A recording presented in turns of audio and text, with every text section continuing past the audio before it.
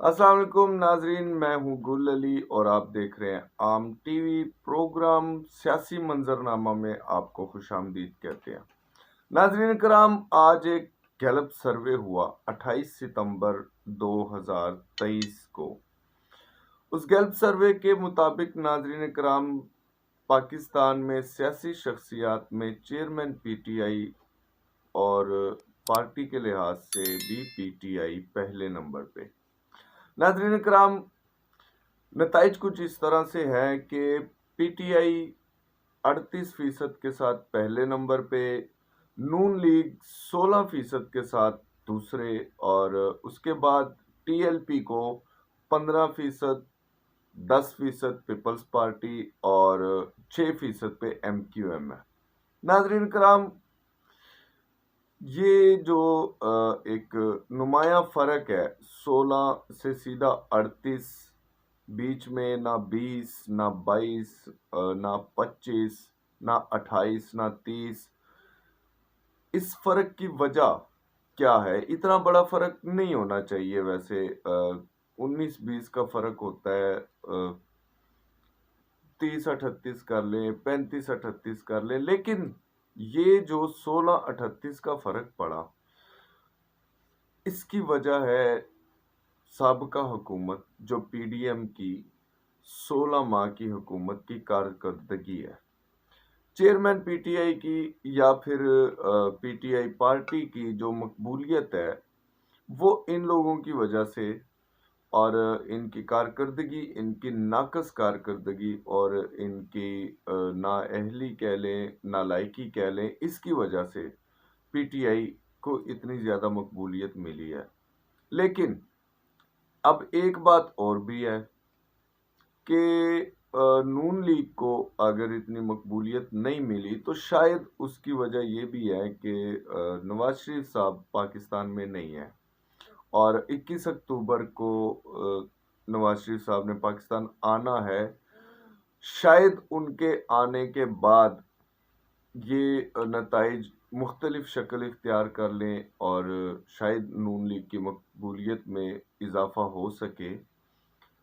अब अगर नवाज शरीफ साहब पाकिस्तान आते हैं तो उनको जो सबसे ज़्यादा बेनिफिट मिलेगा नून लीग को, वो किस चीज़ से मिलेगा, इस पे भी थोड़ी सी बात कर लें कि नून लीग को जो सबसे ज़्यादा बेनिफिट मिलेगा वो यही मिलेगा कि अगर नवाज शरीफ साहब पाकिस्तान आते हैं, आते साथ सरेंडर करते हैं, जेल चले जाते हैं, और वो जेल में हो और इलेक्शन कैंपेन शुरू कर दी जाए और इलेक्शन हो जाए, तो सिंपैथी मिल सकती है, एक सिंपैथी वोट मिल सकता है। वहाँ पे मरियम नवाज साहिबा, जो बड़े ही खूबसूरत अंदाज से पार्टी की भागदौड़ संभाले हुए हैं और बहुत ज़्यादा तगोदौर, बहुत ज़्यादा मेहनत करती हुई नजर आती हैं, तो वो एक स्ट्रॉन्ग बयानिया बना सकती हैं कि देखें, हमारे कायद आए, मुल्क में आए, आप लोगों के लिए आए, जेल चले गए। इस तरह का एक बड़ा ही स्ट्रॉन्ग और बड़ा अच्छा बयानिया बनाया जा सकता है अगर नवाज शरीफ साहब जेल चले जाएं, तो मकबूलियत में ज़्यादा इजाफा हो सकता है, और ये भी हो सकता है कि इलेक्शन भी जीत जाएं, क्योंकि एक चीज सबको साफ नजर आ रही है, वो आपको भी नजर आ रही है, मुझे भी नजर आ रही है, और उन लोगों को भी नजर आ रही है कि कौन जीतेगा ये इलेक्शन। 2018 में भी हमें पहले से आइडिया हो गया था कि इलेक्शन कौन जीतेगा। इस दफा भी ये इलेक्शन का डिले और ये जो सारा कुछ है, ये इसी वजह से है। एक पार्टी को निकाल दें, आप एक निशान निकाल दें, आज आप एक निशान निकाल दें ये हल्का बंदियों का, और ये सारा कुछ खत्म हो जाएगा, कल इलेक्शन करा दिए जाएंगे। आप एक पार्टी निकाल दें, उस पार्टी का निशान बैलेट पेपर से निकाल दें, आप देखें इलेक्शन कितनी जल्दी होते हैं। नवंबर की बजाय अक्टूबर में इलेक्शन हो जाएंगे, सिर्फ उस पार्टी को निकाल दें।